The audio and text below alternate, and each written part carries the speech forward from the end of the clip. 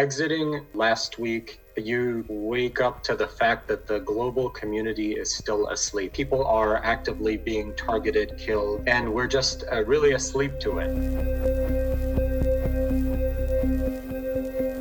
The past 48 hours, we've received non-stop patients, families that have been stuck under the rubble, pulled out of the rubble. It's becoming now like bread and butter injuries, the explosions, the shrapnel injuries, and the bullet wounds. You know, if you're not getting killed by a missile strike or a gunshot, you're going to die of infectious disease, from starvation. Today was the first day since I arrived here that I left the hospital premises. It's nothing but tragic. Children just walking barefoot, drinking dirty water, people scrambling to get whatever food they could. Despite all the trauma that they are continuing to experience, they have this positive attitude, this beautiful smile.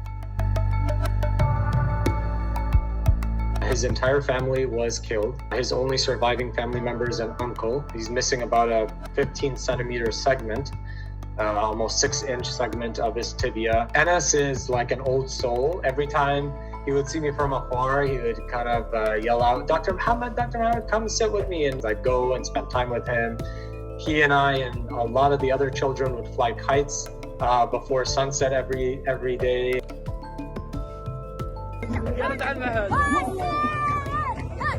I'm currently working on trying to get him here for his care. One of the roadblocks is many kids never got passports because generally nobody's been allowed to leave Gaza. His uncle, who is his only surviving family member, isn't allowed to exit Gaza because he's under the age of 55.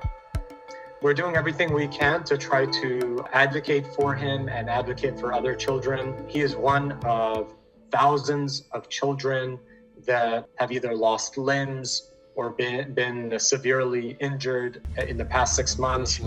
كيف بطنك هلا اليوم؟ توجعك؟ The entire healthcare infrastructure has been decimated. So the handful of hospitals that are still open are not only trying to care for the traumatic injuries and medical issues, but also many of these structures are housing internally displaced people. At the core, healthcare facilities, hospitals should always be protected.